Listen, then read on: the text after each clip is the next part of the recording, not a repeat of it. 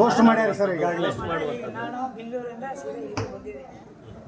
ನೂತನ ಅಧ್ಯಕ್ಷರಿಗೆ ಸ್ವಾಗತ ಇಲ್ಲಿ ನೋಡ್ರಿ ಸರ್ ಕ್ಯಾಮ್ರಾ ಬಂದಿದ್ದೇನೆ. ಹೋಗ್ಬಿಟ್ಟು ನಾನು ನೋಡ್ಬಿಟ್ಟು ಹೇಳ್ತೀನಿ ಅಂದ್ರೆ ಸರ್ ನಿಮ್ಮ ನಾಳೆ ಕರೀತೀವಿ. ಅಲ್ಲ ಸರ್, ಈಗ ನಿಮ್ಮ ಮಹಾದೇವಿಯವರು ಈ ರೀತಿ ಈಗ ಇಲೆಕ್ಷನ್ ಮಾಡಿ ಜೇಬೇರಿ ಬರ್ಸಿರಿ ಮತ್ತೆ ಇಂಥ ಒಂದು ಗೊಂದಲ ಮಾಡೋದು ಎಷ್ಟು ಮಟ್ಟಿಗೆ ಸರ್?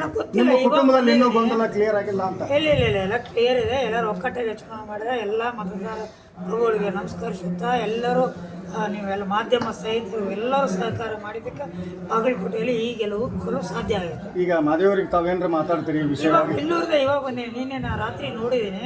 ಮನೆಗೆ ಹೋಗ್ಬಿಟ್ಟು ಮಾತಾಡ್ತೀನಿ. ಏನಾಯ್ತು ಕೇಳ್ತೀನಿ. ಏನು ಬಂದಿದ್ದು, ನೀನು ಹಾಕಿದ್ರು, ಯಾರು ಹಾಕಿದ್ರು, ಏನು ಕೇಳ್ಬೇಕಲ್ಲ. ಅವ್ರ ಅಕೌಂಟಿಂದ ಪೋಸ್ಟ್ ಆಗಿದೆ ಸರ್. ನಾನು ನೋಡ್ತೀನಿ, ಯಾರು ಮಾಡಿದ್ರೆ ಗೊತ್ತಾಗಬೇಕಲ್ಲ. ಹಾಂ ಸರ್, ನೋಡ್ಬಿಟ್ಟು ಅಂದ್ರೆ ಇನ್ನೂ ಗೊಂದಲ ಕ್ಲಿಯರ್ ಆಗಿಲ್ಲ ಅಂತ? ಇಲ್ಲ ಏನೂ ಗೊಂದಲ ಇಲ್ಲ. ಯಾರ ಕಾಣದ ಕೈಗಳು ಏನೇ ಇದೆ ನೋಡ್ಬಿಟ್ಟು ಮಾತಾಡ್ತಾರೆ. ನಾಳೆ ಮಾಡುವ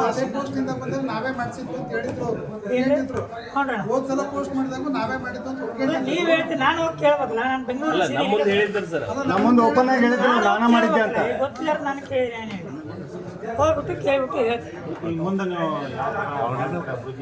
ಬಾಗಲಕೋಟೆ ಇವಾಗ ನಮ್ಮ ನೂತನ ಅಧ್ಯಕ್ಷರು ಹೇಳಿದರು, ಈ ಕಡೆ ನೋಡ್ರಿ, ಕ್ಯಾಮ್ರಾ ನೋಡಿ. ಹೇಳಿ ಕೊಟ್ಟು ಬಾಗಲಕೋಟೆಯಲ್ಲಿ ಈ ಖಾತಾ ಹಿಡ್ಕೊಂಡು ನೇರವಾಗಿ ಸಂತ್ರಸ್ತರ ಅಲಿದಾಡ್ಲಾರ್ದಂಗೆ ವ್ಯವಸ್ಥೆ ಮಾಡೋಕ್ಕೆ ನಾವೆಲ್ಲ ಸರಿಪಡಿಸ್ತೀವಿ. ಮಧ್ಯವರ್ತಿಗಳ ಹಾವಳಿ ಕಡಿಮೆ ಅದು ತಪ್ಪಿಸಲೇಬೇಕು. ನೇರವಾಗಿ ಸರ್ಕಾರನ ಮನೆ ಬಾಗಿಲು ಹೋಗಿ ಮುಗಿಸೋ ವ್ಯವಸ್ಥೆ ನಾವು ಮಾಡೋ ವ್ಯವಸ್ಥೆ ಮಾಡಬೇಕು ಅನ್ನೋ ನಮ್ಮ ಅಚಲ ನಿರ್ಧಾರ ಇದೆ. Okay sir.